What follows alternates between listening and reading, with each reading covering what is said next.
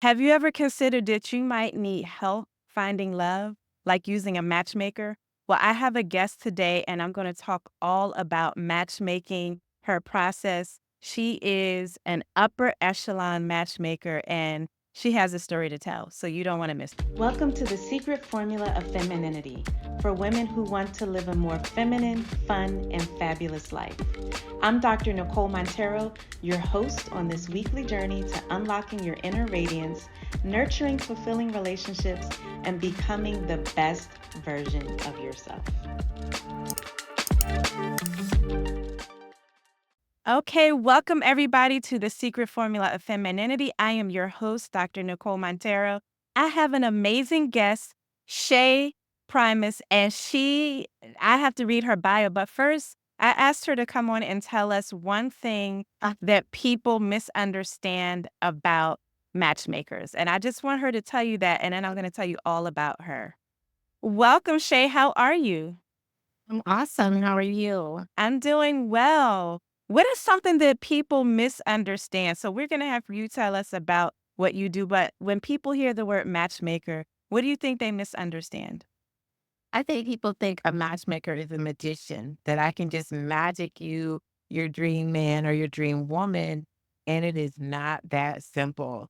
There's a lot that goes into matchmaking. Sometimes what you think you want or what you're attracted to isn't attracted to you. So there's so much that goes into matchmaking outside of just having a desire and thinking you're going to get it.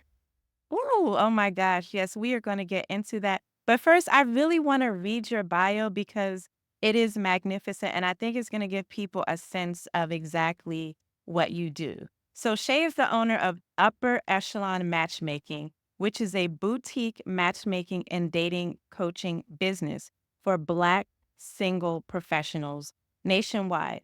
Since 2013, she's run this business. Shay has successfully matched over 500 couples. Oh my gosh.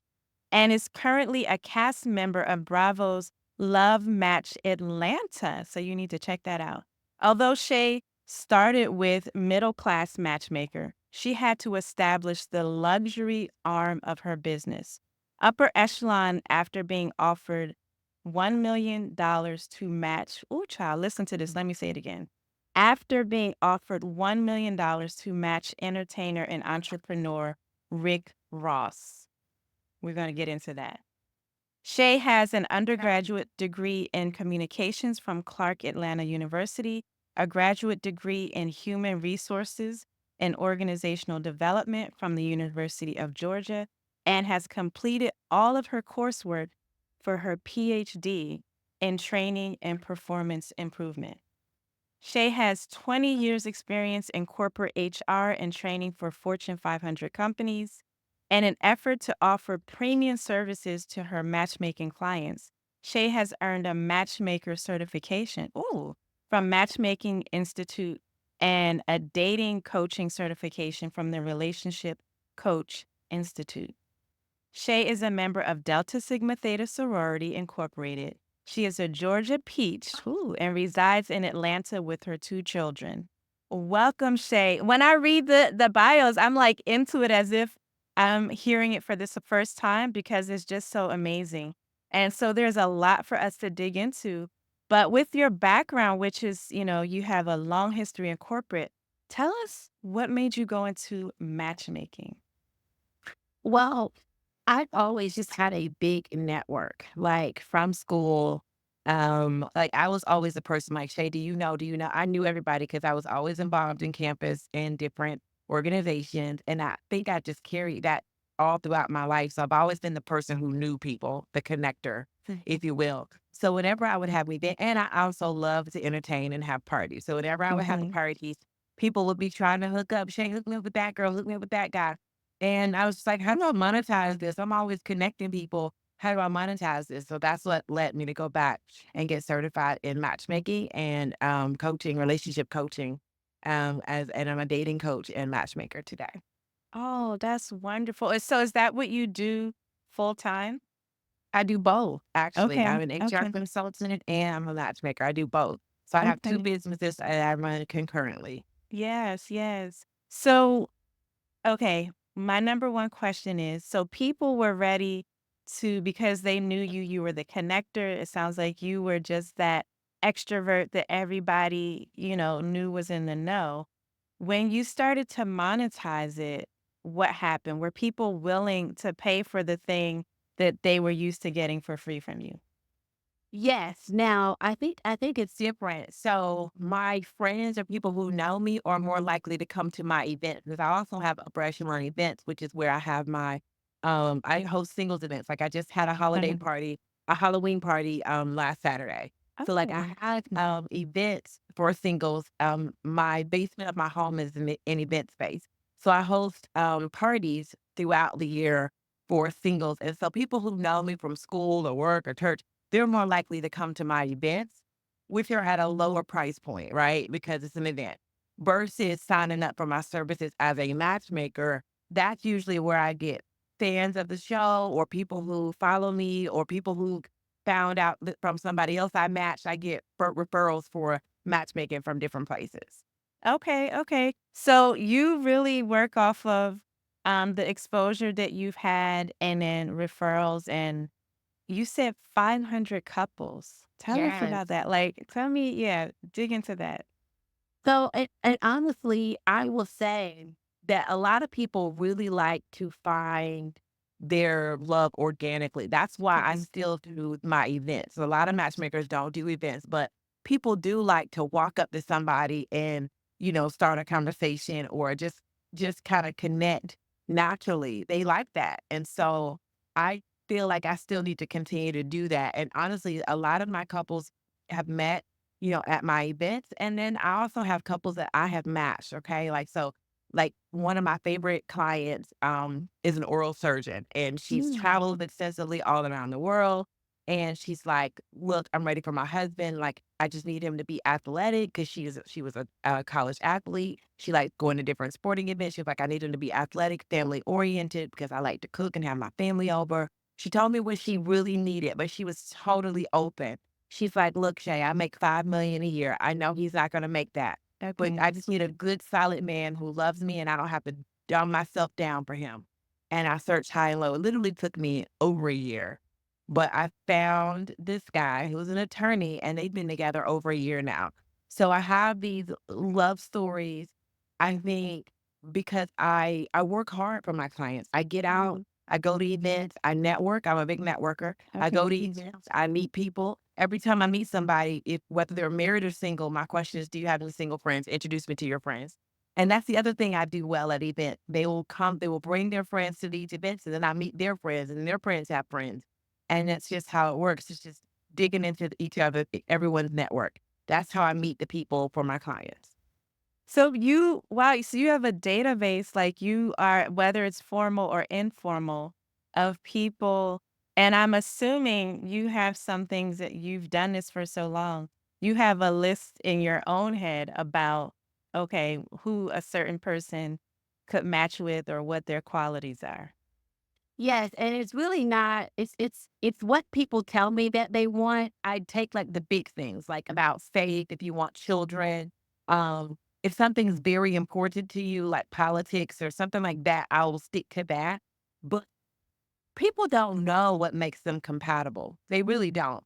And so you just think if you meet somebody who's cute, that it's going to work and it doesn't necessarily work. Or if you meet somebody with money, it's going to work and it doesn't necessarily work. It's about personality, it's about balance. It's about finding someone that you can fit with. You don't have to have the same, you have to be able to fit with each other and you have to be able to accommodate each other. And that's a lot of things. There's a science to it. So, I know those things. And I also know the things that might be important to you, like they need to live locally. Okay, that's a huge thing. You're not going to be interested in long distance. Okay, I'll take that into consideration. Or if you really want children, that's huge. You're not going to be able to change somebody's mind who wants or doesn't want children. So I take those kind of things into consideration. And then I'm also looking at personality, like who fits with this person or and that's why honestly me meeting people helps because when I talk to you, I go, I understand your personality. And then I'll go, you know what? That would fit well with Kim's personality. It just works. And sometimes, if I'm being honest, I could just be driving in my car and I'll hear introduce Jim to Tanya. and I do, and It'll it just just works. be a thought that, Yep. like, you'll just get that feeling, Absolutely, like, these 2 people will be compatible, you need to introduce them. And so I do follow spirit on that too, as well. So it is a joint, collaborative effort. That is so amazing. So you're really an expert in observation and human relationships, like Yeah. understanding that what people might say, it's almost like you know what people need sometimes more than they do or before they do. Of course. I mean, also, I've been in HR for 20 years, and in Yes. HR, we have to understand personalities. We have to understand people. We have to understand, like, for a team to work well, what kind of who needs to be on the team, what personalities work well together. So all those kinds of things. And I've been doing that for 20 years. So all of Okay. this sort of inform my skills. So one of the things I do with upper echelon, I used to like split the two things out. Like here's HR over here, here's matchmaking. And now I'm like, no, I'm both. I have to bring in my expertise from HR because it informs how I match. It also informs the structure that I use for my business. I'm very rigorous in my approach, but that comes from HR. So I just marry the two because that's who I am. I bring all of that to the table. So how did you tell us about this whole Rick Ross thing? It wasn't the idea that he would be hard to match, and so, "Hey, let me offer this amount," like yeah, I would love to hear that. No. So I went to he used to have these conferences called Boss Up Conference, and I Mhm. went to his second conference. I don't think he has them anymore.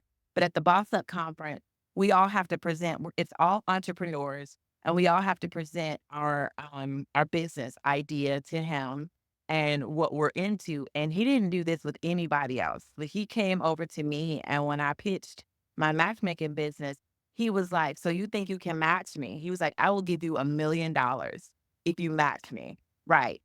And of course, that's life changing. But I was like, "Oh, I can't match him under middle class matchmaker because that's what it was called at the time." He was like, "No."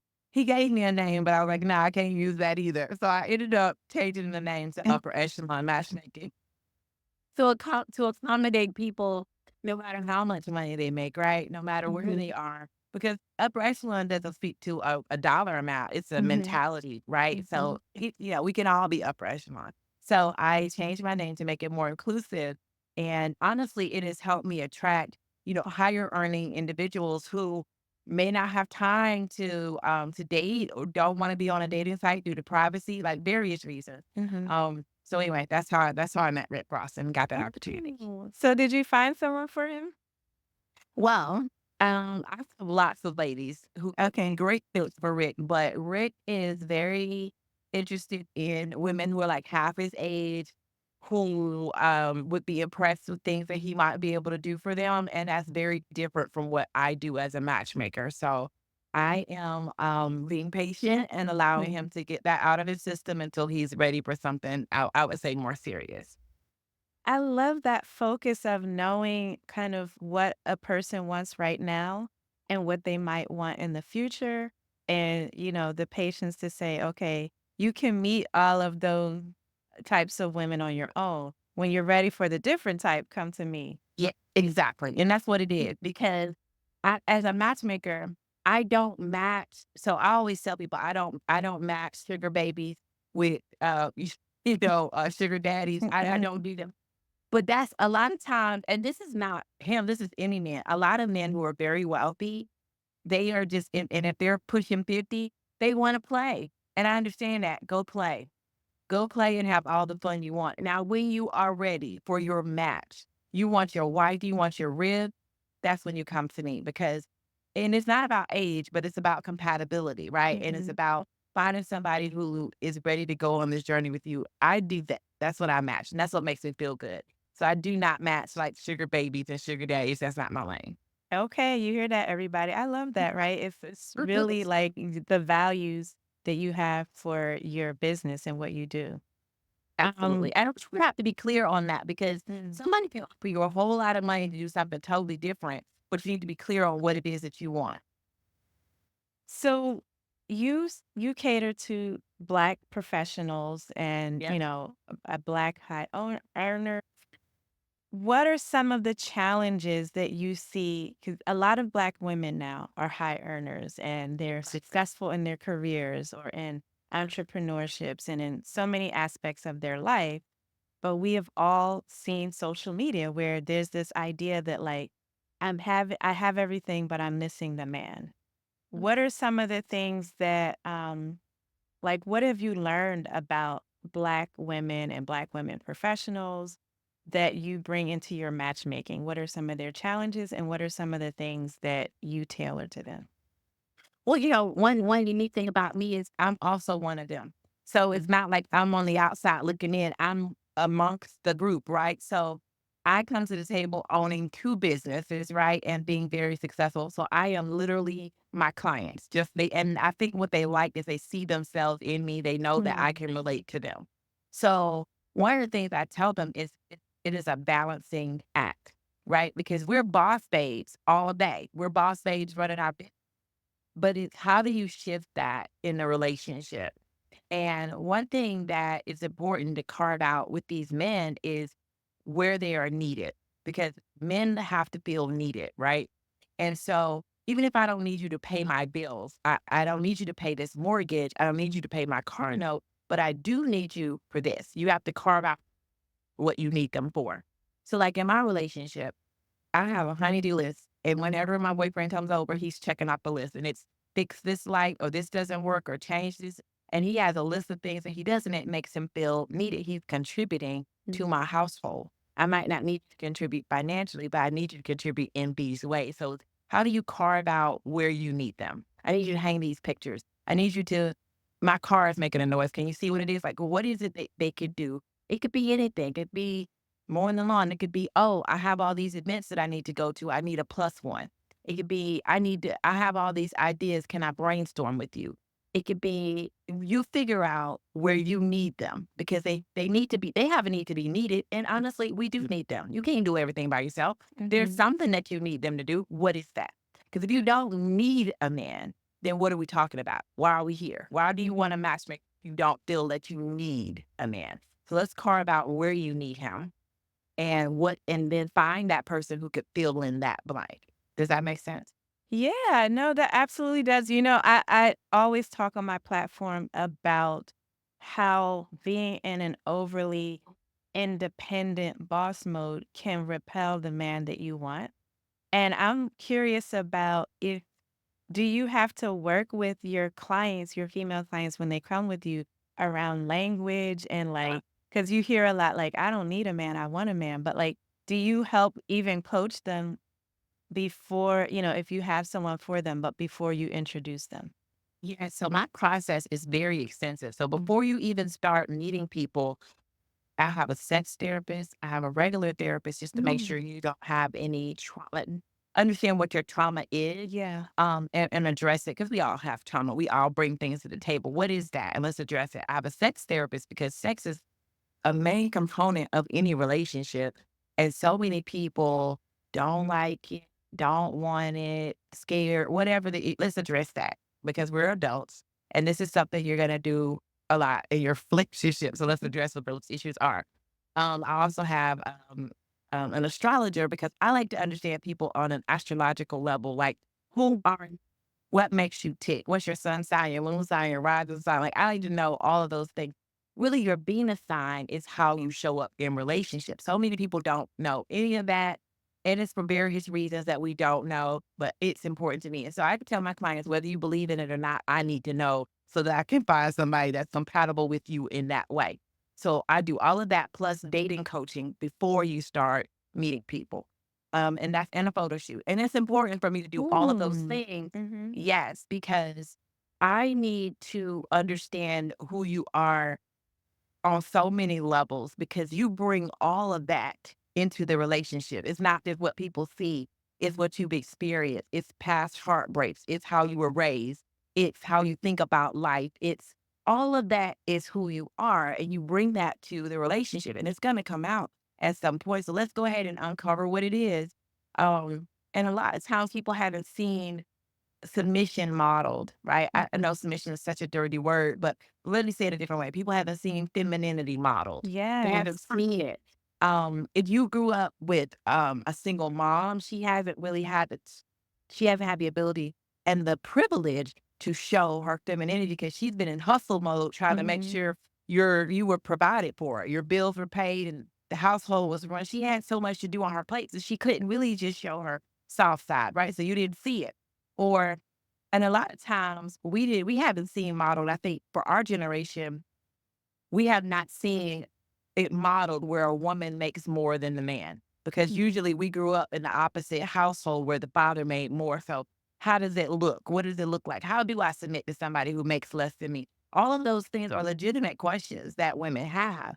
And Mhm. so what I coach them on is exactly how to do that. It's never been done before. We're living in a whole, this has never been done before. Wasn't done for our parents. So we have to model what that looks like. Money is not the thing that makes a man the head, right? Or makes him a man, or the thing that makes it is not. So when you get that out of the way, right? If you have a certain way that you want to live, live it. And then also show this man how you need him to add to your life. What do you need from him to contribute to your life? It doesn't have to be financial at Mhm. all. And so that's what I coach women on is it's staying in your feminine. Like I always tell, my friend, even my clients, I'm a boss babe all day running two businesses. And I still like to cater to my man and I love to cook for Mhm. him. And I love to run Mhm. his backwater. And I love to do those things because it really makes me feel yeah, I tap into my feminine in that way. So Yes, I can imagine that that's so empowering it for is. them to hear it from you because I think ultimately women want to do that, but sometimes they're afraid of like, well, what will my friends think or what are people going to think and how do I do this? And so you kind of sharing that example with them, I think is very empowering. Yes. And I think that's one of the things that makes me different is because I am them. I'm my clients. So I understand and they'll give me an example. I'm like, yeah, and I did that too. Yeah, and I have that too. Yeah, and I bought that too. So I'm able to relate to them on those levels. And at the same time, I also say, but you know what? What shifted in me? I decided I wanted something different. And because I wanted something different, I needed to change something in me so that I could attract that something different. I know you want something different. So here's how to do it too. Wow, I'm just nodding, and if you're listening to this on audio, I'm just smiling and nodding because I these are messages that I try to kind of share with women that your feminine is so powerful and it's independent of money or not having money. It's independent of your career or not having your career. Like it's a part of you that you want to tap into because it is wildly attractive. And that is the thing that most men and I know people get mad about all of the debates and the podcast bros and everything like that, but at the end of the day, we're attracted typically to masculine men, and they're attracted to feminine women, and that's just what it is. What it is how we're created, how we're Mhm. designed. And there's nothing wrong with that. It doesn't make you any less than, in fact, I feel like it makes you more powerful because we have gifts. When you tap into your femininity, one of the biggest gifts that you have as a feminine woman is wisdom. We get wisdom. And as we age, we get more and more wisdom. And that wisdom can look like just a knowing. Just you just know this is the right thing, or you just know that's the wrong thing. Without any logic, you just know, don't do that. That's a wisdom that we get, a knowing that we get as a woman. And when you're tapped in, that's stronger, right? And so now you can guide your family and you can say, we don't need to go that way. We should go this way. And so there's a saying that says the man is the head, but the woman is the neck. And Yes. how do we lead him? We lead him by having that wisdom. When he can trust you, now he trusts what you say. And when you say, babe, I got a real strong feeling, we don't need to go there. We don't need to do this. Now you can guide the head in that way. So it's such a powerful place. The queen is the most powerful position on the chessboard. Yes. It is she is protected, but she is running things and people don't even recognize that. So I don't see it as a weakness at all, but it is definitely a place of power. So, who approaches you more? Like, do you just hear from the grapevine, or your clients are more so the women that are approaching you and saying, hey, find someone? Or is it equal between men and women? Like, what does that look like? Women pay me more. So most of my clients are. women, the majority. I do have male clients, and I have the men who approach me is a certain type of man who Okay. will approach me. It is a man, if I had to just sum it up in general, who is very successful but socially awkward. Is not an extrovert at all. Mm, So he doesn't know how to start. How do I meet women? What do I say? Where do I go? That's the man who's gonna come to me because he's ready. He has all the means, but he doesn't know how to approach a woman. He doesn't have any game. That's the mhm, kind of man mhm. who comes to me. Yeah, yeah. And so are women often overlooking those types of men? Absolutely. Absolutely. And those are the diamonds in the rough. And I Mhm. find those types of men for my clients. And I go to conferences, medical conferences, Mm. IT conferences, engineering conferences. That's where those men are. They're very successful. They don't have no game, but you don't need them to have any game. You just need him to be loyal to you and love you. And that's, you don't need all Mhm, that stuff. mhm. We think we need the razzle dazzle, but listen, you can buy him an outfit, clean him up. He's fine. So people women, you have to get them to understand what are the real qualities that are gonna make them have a successful relationship. I do because and it's from media, it's from music, it's from all these influences that we think we need this kind of dude that, but that kind of dude is that dude faithful. You've experienced this dude before, and he's not. He's running the streets. He knows how to dress, he knows how to speak, he knows how to woo women, and he's wooing them left and right. Is that what you want? Is that important to you? You know what I mean? And that's what Mhm. we have to get to. I wanted somebody who loved me and my child. That was like, just give me somebody who loves me and my child. That's what I Mhm. asked for. And that's a pure intention. That's a pure ask. And when you find someone who's like, I can do that, and it don't matter if he doesn't look like Don Juan or whatever. I don't know Mhm. what people are looking for. Yeah. Because to me, what's most attractive is character. Mm. It I know that you love me, your integrity is intact. I know that you would die for me. That's important to me. Because Imma give you that back. It's reciprocity. And I don't have time for games, and I don't have time to be checking for where you at and who you with. I don't want all that. You know what I mean? So, Uh-huh, uh-huh. because I shifted something in me that allowed me to attract that.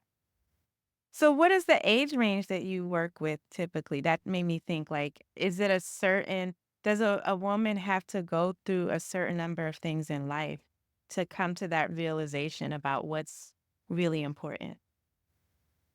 Typically 30s to 50s. So Okay. I think it's It's a a big wide gap. range. I think that's a good, and occasionally I will have someone who's, in their 60s who's looking, but rarely, and rarely people under 30 can afford me. So, Okay. it's Listen up, y'all, okay? It's an investment. it is an investment, but also I invite those people to come to my events because like my event, $100 a pop. You can afford that. Mm. Now, if you can afford that, definitely go on a You don't dating need app. to So be yeah. dating apps are your friend, but I feel like my events are priced where the average person can afford it. My matchmaking starts off at 10,000, I have 10,000, Mm. 20,000. I know that's cost prohibitive for some people, but matchmaking is a luxury. It is definitely something that is a luxury. And also what you're paying for is I'm vetting people. Yes, you put a lot into Background it. check. I'm Uh-huh. making sure that these people have what you need, that they're single. So those are Mhm. things that you're getting. And so these are vetted people. Even at my events, these are vetted people because Mm. they're always people that I know. It's like, or networks that I've tapped into, right? So, yeah, good quality men and women. And that's what makes it so good because when you go to a club, you don't know who's there, whose husband you talking to, who's wife. Whereas no, these people are all single, and they're all, Mhm. single, Mhm. single, and that's what makes it fun. Now you can let your guard down. You already know they're available and they're vetted, and now you can have fun with them. I love that, and it sounds like you're also helping the clients to do a lot of self-reflection because you're getting them to look at their past and their expectations and, they have to check in with the therapist and the sex therapist and so many things, so they're getting something out of the process as well. I'm curious. Absolutely. Okay, mhm, go ahead. No, Mhm. it's just fun, absolutely. Yeah. I'm curious because one of the things that when, we were kind of chatting and I was thinking about what to ask you, what are some of the unrealistic expectations that women have We when they're have a on lot. this dating scene? We have a lot. I love my sisters, but we definitely have a lot of unrealistic expectations. So a lot of times we lack the ability to see ourselves, right? And so it's all about this what this person not doing, what this person should do, what they should have, what they need to be. But we don't have the ability to see ourselves. And that man that you described, what type of woman does he want? What type of woman would he be attracted to? Or are you that? Sometimes we lack the ability to see that, right? That's huge. And that's a hard lesson when I have to tell somebody, you want all of these things, but you are not the type of person that that man would be attracted to. You're 350 pounds, sis. That's hard. I know that's hard to hear. I know it's hard to hear. But you're 350 pounds and you're wanting someone with a six pack who is 6 feet tall, who lives in a gym, and you ain't seen a gym in 10 years. Like, let's just keep it 100. Like, you know what I mean? Uh-huh. And sister, I need to be able to tell you that because you have to level set what you're asking for. That's like asking somebody with a PhD to apply for a job that you're paying $5 an hour for. McDonald's or something or Make it lower. make sense. Make Uh-huh. it make sense. You know what I mean? So what I have sometimes I have to give hard truth. Now that doesn't mean that you can't find somebody who is 350 pounds who's married. Yes, it does exist. I'm not saying that. But I'm saying you want this man to have all of these qualifications and what do you bring to the table other than your money? Because a man is never gonna choose a woman just for her money. And you don't want a man to choose you just for your money. You know, Yeah. Yeah. never do. So that's a harsh reality that I often have to give because my clients are so successful and they do feel like because they're millionaires, they should get whatever they want. And it doesn't work that way. Yeah. So a lot of times we have unrealistic expectations around income. Like you think you're a millionaire and I'm supposed to match you with the millionaire. First of all, How many millionaires are millionaires? Yeah. let's start with that. I can't magic it. It doesn't exist. Mhm. If it doesn't exist, I can't make it happen. And when it does exist, and I've dated millionaires, they do exist. But okay, so when you have a millionaire, um, what is he gonna require from you? Sometimes some of them don't want women to be accomplished at all. I have a Mhm. millionaire client right now, actually, and I've had another. A lot of them don't necessarily want another accomplished woman.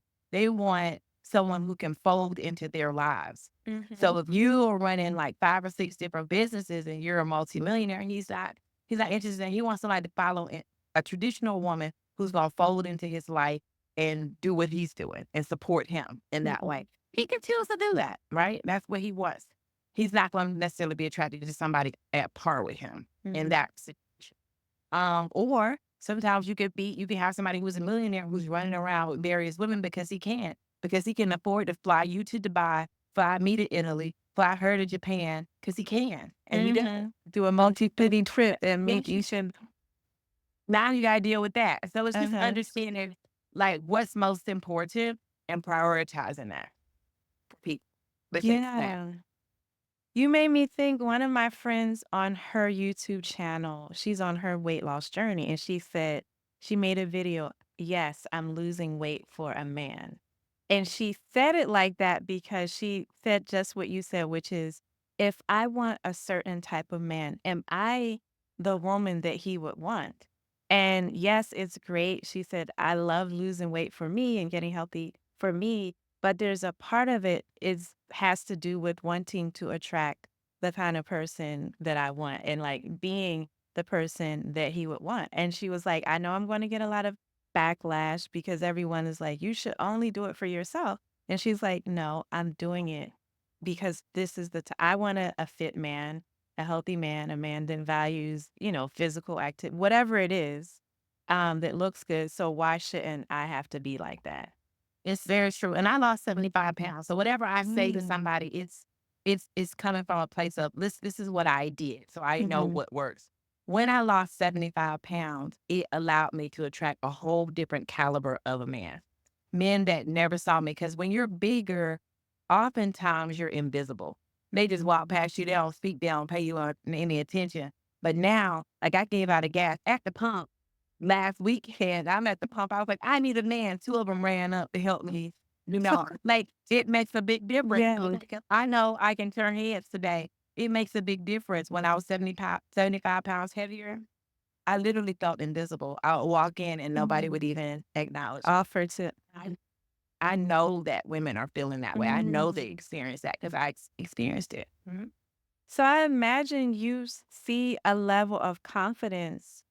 Well, you probably obviously experienced it yourself, but with the women you work with, once they can get over like, okay, it is what it is. I need to lose this weight. And then once they do it, I'm sure you see a level of confidence in them that they don't have before.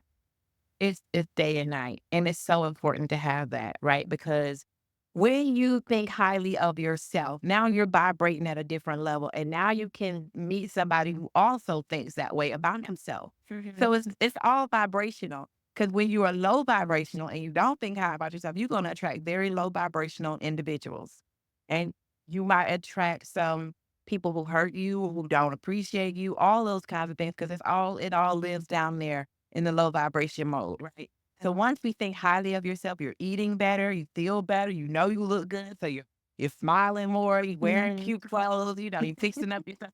All of that changes, and now you're attracting a whole different type of man. And it happened for me, for sure. Mm. And what women might not understand is you might attract fewer men, but the quality, because like when you're just for everybody, anybody is gonna holler at you, right? Like it doesn't matter. It could be the homeless person on the corner. They feel they have a chance. But when you're at a higher level, it's more selective, but it's like the quantity might be lower, but the quality is much higher. And that's what we want. We want good quality. Mhm, mhm. And Wow. just want one. All you Uh-huh. want is one person. You don't need hundreds and hundreds. Oh. Oh, you need one person who says, Mhm, "No, this is it," and he's gonna know it when he meets you. He's gonna know this is a prize when he meets you, and he's gonna lock you down. okay. I know you focus on Black professionals.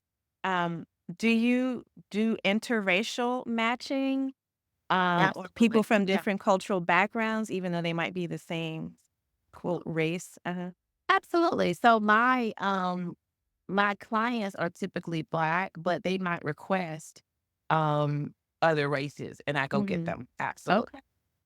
You were like, "Whatever you request." So what have you seen with that? Like, are there any nuances in terms of what people want if it's interracial, what if it's yeah, like, what have you noticed with that? So and me, like if you came to me, as a Black woman comes to me and she's like, "Look, Shay, I'm open. I don't care about his race." I'm gonna more than likely introduce her to Black men mostly, but Mhm. I'm also going to, unless she says I specifically want a white man, then I'm just gonna give her a white man. But if she says I'm open, so I have a client, I've introduced her. Let's say she had 10 men I needed to introduce her to. So then, probably out of the 10, 6 are Black and the other 4 are she's had Asian, she's had white, she's had Indian, because I'm giving her a mix. Because really and truly, it's not the shell that's important, it's really the Mhm. inside. So this Mhm. shell is irrelevant because what you're looking for are qualities like caring, like consideration, integrity, honesty. That's what you're looking for. It's those qualities. And so when I send you out with all these people, you really start to realize that's really what's important. So, I'm imagining you're helping women to switch up their checklists because from what I heard earlier, some might come in with these, like, rigid checklists that are a bit too superficial, and you Yeah. help them to really figure out a better checklist. Yes, and I think the checklist really should be about your needs. So what I help women do is refine needs versus wants. Because Mhm. we have these wants, like, girls need to eat chocolate, you need to have a six pack. Me, yeah, really. Uh-huh. No. Let's talk about what you need. Well, I'm a parent, so I need him to like children. That's a need, sis, all day. You got a kid, he needs to love children. If he don't love children, he can't do it, right? So that's a need. He needs to be family oriented if you are. Like that's a need. So when you understand what you need, now you're asking about those needs. And nobody has a problem with you saying, when's the last time you had dinner with your family? How often do you call your mom? Do you have family dinners? Do you invite them over? Like, when's the last time you did that? If you're family oriented, those are the kinds of questions you need to be asking because what you're trying to do is evaluate if y'all can be compatible. Can you do life together? If you know you have family dinner with your family every Sunday and this person says, I haven't talked to my mom in 6 months, y'all probably, that's probably not gonna be your guy. Uh-huh. Your guy calls his mama at least twice a week, right? And he wanted to see her at least once a month. That's the kind of guy you want to have if this is important to you. So I help people understand the difference between needs versus wants because that's really mixed up all the time. And red flags and deal breakers. We think everything is a red flag these days, and we think everything is a deal breaker. People don't understand the difference between a deal breaker and a red flag. Like, women really think that it's a deal breaker or a red flag because he has on brown shoes with a black belt. And it's not. That's an easy, easy fix. You get in a relationship with him, and you just say, look, babe, I bought you a black belt to go with your black shoes. I got you a brown belt to go with your brown shoes. Wear these together. Easy fix. That is not a deal breaker. A deal breaker is if you are on a date with a man and he is saying something ugly to his child's mother, cursing her out, cursing out his mom, never on time, always makes excuses, never where he's supposed to be. Those are deal breakers. Those are red flags. But how a person dresses is not a deal breaker. It might be something that you don't like, but it's something that's easily fixed. You know what I mean? I don't think we understand the difference between a red flag, a yellow flag, a green Uh-huh. flag. What are some green flags that you think women might overlook, like indications that this is a healthy person, this could go somewhere? What are things that they should look out for that they don't? Yes, one of the biggest green flags I noticed with my man was when I have something that really bothers me. um, so in my previous relationship, if something really bothered me, I would have to say, can we talk? And then I would be on pins and needles because he's about to go left and he go from 0 to 100 when I bring up any issue. Yeah. With my boyfriend, I can literally say, babe, something really bothers me. Can we talk? And he's like, absolutely. And he doesn't blow up and he doesn't get mad and he listens and immediately implements the thing that I told him I have a problem. So, for example, if I say, I don't like when you don't text me good morning. As soon as I said, it bothers me that you don't text me good morning because you have to get up, brush your teeth, wash your face, you're getting on cough, you're doing all these things. You don't have 10 seconds to say good morning. That bothers me. Once I told him that, once I gave him that feedback, he immediately incorporated. And now I get good morning. I get good messages all the time. How you doing, babe? How's your day going? Because that's important to me. A green flag is you should be able to give somebody feedback without them going off. Berserk And offended. that. You should be able to give somebody feedback without it turning into an altercation or an argument. That's a green Mhm. flag. It's a red flag if you have to be on pins and needles and every time you say something, it's an argument. That's somebody who can't communicate well. And if you can't communicate, you can't have a good relationship. Relationship is built around communication. He's gonna have to express how he feels. I'm gonna have to express how I feel without us going back and forth, into an argument. Yeah. So communication is a red flag potentially or a green flag, and it's all about what you're perceiving. And what do you think, like, what do you advise the women as you're coaching them through dating and so forth around how they need to communicate? What do A you lot of want them to times know? with Yeah, a lot of women don't know how to communicate. We're supposed to be the best communicators, but a lot of us don't. We do not like any type of feedback, any type of negative anything. Women don't want you to tell them um, anything wrong, they're gonna be offended. And that's Mhm. not okay. I have to be able to tell you something that is not, hey, I didn't like it when. It hurts my feelings when. I have to be able to say that to you without you going off. And a lot of times women, they don't like feedback, they don't like correction, and they don't like to be held accountable. And those are things that you have to have in order to have a healthy relationship, right? Yes. Um, so if somebody says, you know, um, you every time you order these Oreos, you eat them a bag at a time. It might maybe you should try eating 2 or 3 and put the rest up. Now you calling me fat. Oh, now I'm calling me for right now. You stop. if I love you, I should be able to tell you that. You should just try 2 or 3 Mhm, verses beating the mhm. whole back without you going left, right? And the fact that someone can't is a problem. It's an indication that you don't receive feedback well.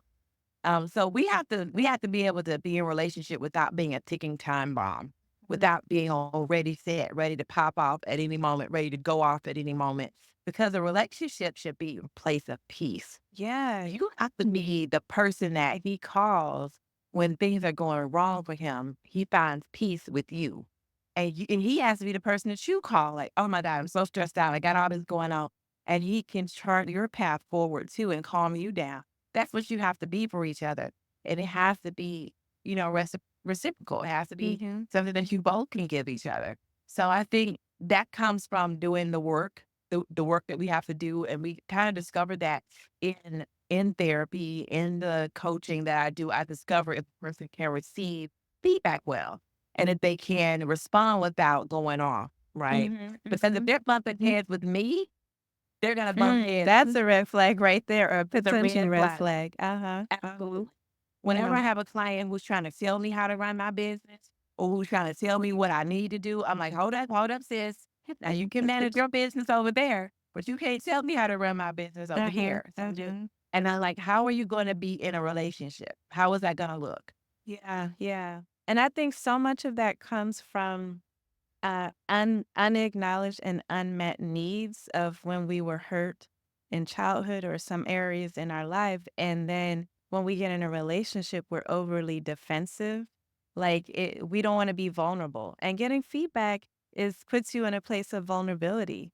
But you're so right. You're not going to get anywhere in a relationship. I've been married for almost 15 years, and it's like, if I can't be told that my stuff stinks too and that I What? have things that I need to work on, then what is the point? Like, that's the one person that needs to be able to tell me about myself among the people. Absolutely.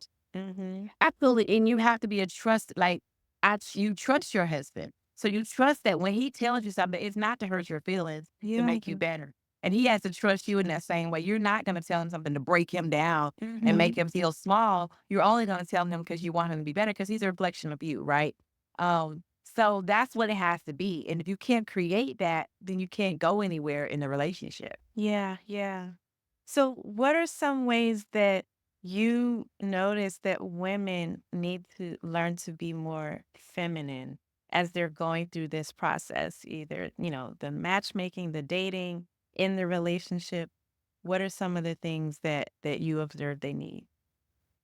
And, it's one of those things that as women, we are a vulnerable gender, right? So when you first meet somebody, it's okay to have your guard up because from a safety perspective, you need to. You need to be able to see what's going on. You don't want to have your eyes closed and somebody slip you a Mickey and next thing you know, you're knocked out. So you got to be kind of on guard initially, right? And so I get that. And so I will never tell somebody, oh, just go, be carefree. Because you need that. You need to have that kind of what's going on, making sure you're not going to try to do something wrong. Now, once you get to the point where you trust this person, this is somebody that okay, I can let you in, I can let my guard down. Uh, then being feminine is as women, we're the receivers, right? And so it's not always doing the output; it's the one getting the input. So it's allowing him to make suggestions and don't shoot it down every time. Oh, I don't Like, eat oh, that. I I don't hate that consider that. rest. I hate Cheesecake But Factory or whatever the yeah, debate is. go to the phone. He wants to go. And my boyfriend wanted to go, one of those little bikes. I hate these things, but Mhm. he wants to go Will do you these ride little them bikes. together? The Like, scooters, yeah, he wanted to do the mhm, scooters all around town mhm. in Atlanta, mind you, on the belt line. I didn't want to go, but I did. I got dressed and I said, okay, this is what you like to do. Let's do it. Just do it. Just go and enjoy it. Now, after I did it, I was like, babe, I know that's something you want to do. Next time, I'll just watch you do it. But I at least participated because I knew that was something that was important to him. And then, can I make a suggestion for our next date? That's all you have to do. Go. And then let me make a suggestion for our next date. I want us to do a cooking class together. That's something that I enjoy. And I want us to do it together. So I think it's about learning how to play, go back and forth. But being a receiver it's not always your way. It's not always what you want and how you want it. Uh-huh. And also doing some things that he wants to do. and doing things that he enjoys as well. And I think sometimes we don't. And yet, you're the princess, you're the prize, all of those things. But it takes two, right? And you gotta Mhm. understand that if he doesn't feel acknowledged or you're not doing things that he like, what is he getting out of it? What's in it for him? Mhm, mhm. I'm just giggling because there's certain key terms that are just passed around, a lot of it on social media that we take to heart, but they don't push us to self-reflect. So the whole, "You're the prize, you're the queen," and it's like, "Okay, yes, you are, but you still have to do your self-work, you still have to reflect, you still have to learn how to compromise, how to know the difference between when you're in boss mode and when you're in your at home in your relationship." Yeah. So I think that is so important. It's so funny, because so I'm a Muslim and we matchmaking, informal matchmaking is almost like something that just happens a lot. I was just in a group where a member of the community was like, okay, my daughter is ready for marriage. We're seeking candidates for a husband. And she showed her picture and things about her and, just what she likes to do, a little video of her. And it's a way of matchmaking. And it's almost a way of the family saying, like, we're gonna be the ones to vet this. And the mom put some, like, things that would automatically, like, if you're whatever, if you I forgot what she put, but there were some things that would disqualify a man. She's like, "Serious inquiries only, and if X, Y, and Z, you won't be considered." And it's almost like that's matchmaking, or she's keeping It in mind, absolutely like, is. what other kids in the community have been raised that are ready to get married now. You talk to their parents, you get to know people. So I'm curious, are most of your clients specifically looking for marriage, or is it a serious relationship, or is it dating? Like, is it categories that people kind of have to have in mind? Well, you don't come to a matchmaker for a hookup. A matchmaker Mm. to a matchmaker because you're horny and you want to hook up. That's not what You're not going to pay that money and take the time and you. introspection. Well, that's not Uh-huh. $20,000 for a hookup. No, people usually come because they want a serious relationship. Now, I have had people who are divorced and they don't Mhm. want to be married again, Okay. but they do want a companion. And so they'll say, hey, I don't want to be married again, or I lost my husband and I don't want to be married again, but I am ready for a companion. I get those often. Mm. Yeah, yeah. Okay. Wow, one of the things that just comes across is, like, how non-judgmental you are, and so you're able to just get a sense of what people want, where they are, what the people they want, and so you can kind of make a very, like, objective suggestion to them that isn't judging them, but is just saying, "Okay, this is where things are. This is what you might wanna do if you want this kind of person. Don't be mad if this kind of man doesn't want an entrepreneur like this." Like, you're just very I love that non-judgmental because I think I'm sure it allows all of your clients and the potential matches to really be open to you. Thank you. Yes, I pride myself on that because, like, for example, one of my clients is a MAGA Republican, right? Mm. He's a millionaire, very successful, loves Donald Trump. And I don't, so Yeah. that's like my personal but I never told him that. I mean, if he Mhm. follows me on social media, he'll see my He posts, might but know. I've never Uh-huh. because this is not about me. You're not Yeah. trying to date me. Now, if you were trying to date me, this would not work. But Uh-huh. because he's not trying to date me, I have to find his woman. I have to find his wife for him.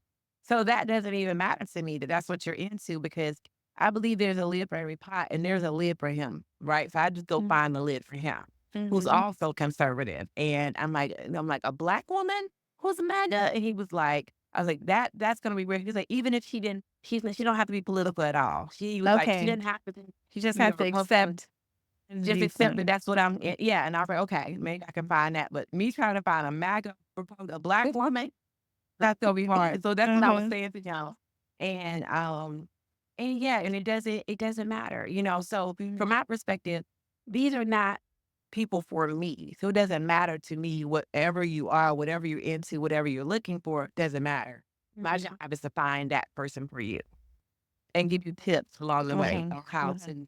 how to accomplish that. I love it. I think if there's anyone that's listening or watching that didn't understand all that goes into matchmaking, and maybe you're considering it for yourself, what I heard you say is some people are too busy or they're too shy or their network. I think that's one of the biggest things, the proximity. And you have proximity to so many more people than just one individual woman or man. So you can expose them to the right person within your network. And so Absolutely. anybody listening, like if you're having a hard time finding love, what I'm hearing is there's no shame in it in looking for help. There's no you're going to be exposed to a network and you're going to learn about yourself along the way in a way that's only going to enhance the potential relationship. Absolutely. Yeah, absolutely. And also, I also start from a belief that when we were created, and this is no matter what you believe, when you were created, your counterpart was also created. If I start from that, that allows me to be open to hearing when I hear from spirit of who that is or who I should introduce you to. It allows me, if I believe that everybody was born with a counterpart as well, there's a counterpart for you. There's a lid for every pot. If I truly believe that, now we can go and discover who that might be. Mm. Well, what do you want to say? Maybe final thought is like for women who have lost hope, I see this all the time. Even in the group that you were recommended to me in, I see women just feeling hopeless and saying the dating pool is pissed and it's horrible and I'm giving up on love and relationships. And I mean, of course, these sentiments aren't new. People have said this before, but I feel like it's really, really prevalent. So, what do you say to a woman who really desires love in a relationship? But she's losing hope, like, what do you tell her? Um, I've been there too. I know what it feels like, even as a matchmaker. I know what it feels like to have a desire to have somebody, to want somebody in your life. And he's waiting for you. You have to make a shift, in order to receive him. You have to get on the vibration that he's on. And I remember like just crying out, like just to myself, just saying like, God, I'm ready. I want the love of my life. I'm ready for him to come. And you know what I started doing? I started recording things throughout my day that for my husband. Like, and I would say, okay, here I'm pumping gas. I don't like pumping gas with you. When you come into my life, this gonna be your job. Or here I am rolling down a trash can. I don't want to do this anymore. When you come into my life, this is gonna be your job. And I started like anything that I was doing, little mundane activities that I was doing throughout the day that I'm like, I'm letting this go. You could take on this role. And it was all in me preparing myself for that space. I have a she's 5 now, but at times she was like 3, my Mm, daughter. And I was like, "You gotta go sleep in your own bed because I gotta make a room for my man. When he comes, he gonna be right here, so you cannot be sleeping here." So I did all these things to prepare for him to come and make room for him. Like, I think that's the other thing we have to do, like, where does he fit in your life? mm, How is he gonna fit? Where do you need what areas do you need him? And so me recording those videos was showing, here are some areas that I need you to fit in into my life. Um, and when you meet that person, you gotta know because he gonna just fit in. If you could fit into those places that you've already said you needed him to do, that's where he's gonna be. And he's gonna be cool with it. He's gonna love it there. That's his home. That's where he mhm, belongs. Right? mhm. And I would just say when you get to that point where you're like, I'm ready. I don't wanna do this alone. I know I can. I'm good at it, but I don't wanna do it. I know that I was meant to do this with a partner. When you get to that point of surrender, I think that's where the universe can come in and give you what you've been asking for and give you the desire. That's what I believe. I know that's what Yeah. happened for me. They created a shift. Like, here are the spaces I need you to come, and then it came. So Mm, oh, I believe that we can attract that for ourselves. yeah, Absolutely. yeah. That's so beautiful. I love that. And Mhm. surrender, I know we said earlier submission is become a dirty word. Submission and surrender are so powerful in all Yes. areas of your life, whether it's in your relationship, but just in surrendering that. there are things that you have to be patient for, that you can't rush the process, and you have to trust that the best is waiting for you. So I really, Absolutely. really love that. Yes. So Shay, how can people reach you? Like, give us your socials and how people Yes. can connect with you. Most people connect with me on Instagram at Okay. Shae Primus Matchmaker. You can also find me upper echelon matchmaking.com. Okay.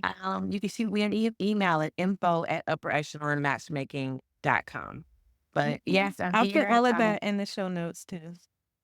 Thank you so much. And, Okay. I've enjoyed talking to you also about this. I love matchmaking. I love helping people find love.